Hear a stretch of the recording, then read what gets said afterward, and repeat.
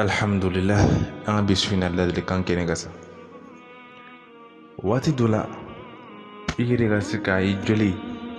ki ga joli furake ni yere buni halmade kuma dola igire ki ga joli mun bila a furake ni yere baw e bala ka tege mun biskiya